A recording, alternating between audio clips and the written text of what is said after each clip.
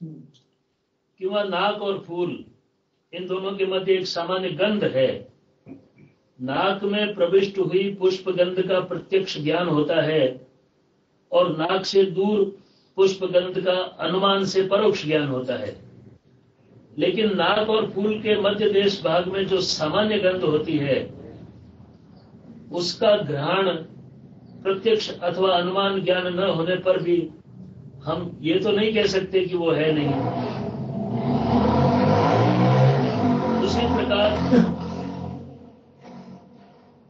उसी प्रकार दृष्टा और दृश्य, ये दोनों कल्पनाएं नष्ट होने पर कोई ये कह सकता है कि फिर वहां बचा ही क्या।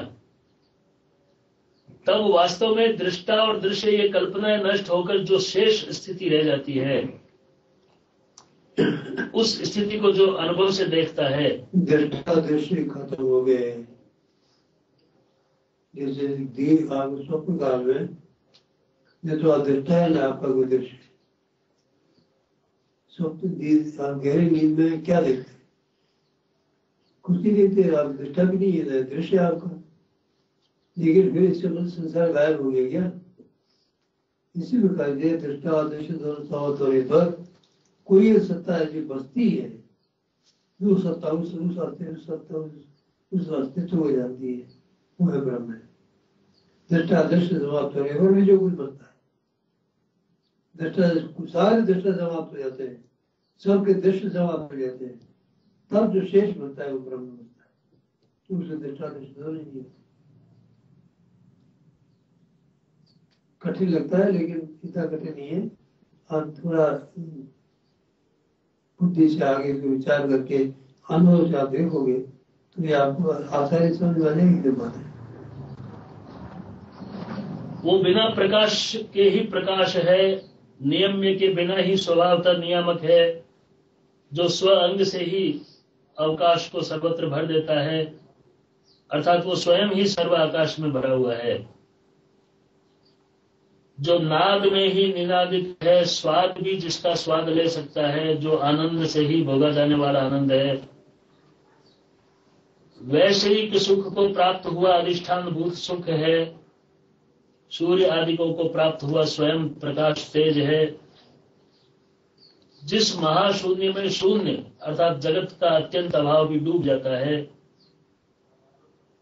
जो पुरुष पूर्णता का परिणाम है, अर्थात जहां पूर्णता पूर्ण रूप से परिणाम प्राप्त करती है, अतः वह सर्व अपेक्षा उत्तम है। और जहां विश्रांति का विश्राम भी शांत होता है, जो सृष्टि काल में विश्व के समान बड़ा बनकर भी शेष बच रहता है, प्रलय काल में विश्व व्यापक घास अर्थात विश्व ब्रह्मांड रूपी घास खाकर भी उधर में पूर्ण अवकाश वाला है, जो बड़े बड़े पदार्थों की तुलना में सर्व अपेक्षा अपरिमित श्रेष्ठ है। अज्ञानी को शुक्ति के स्थान पर रजत की प्रतीति होती है। तब जैसे शुक्ति वस्तुतः रजत न होते हुए भी जैसे रजत होने का समान भासमान होती है, कि वह अलंकार अवस्था में सोने के परिचिन्न न होने पर भी वो जैसे परिचिन्न के समान हो जाता है, उसी प्रकार जो विश्व रूप से परिणाम को प्राप्त न होकर वह अधिष्ठान रूप से विश्व को धारण करता है। जैसे जल और तरंग इनमें भेद नहीं है, उसी प्रकार उत्तम पुरुष और जगत के बीच कोई भेद नहीं है, कारण कि जगत में दिखाई पड़ने वाली सत्ता और जगत का प्रत्यक्ष ज्ञान वो स्वयं ही है। तो हे वीरेश अर्जुन, अपने संहार रूपी संकोच का और विश्व उत्पत्ति रूपी विकास का, जो स्वयं ही अभिन्न निमित्तोपादान कारण है, जैसे जल में प्रतिबिंब रूप से आकाश, जल में प्रतिबिंबित रूप से और आकाश में बिंब रूप से जैसे चंद्र परिपूर्ण है,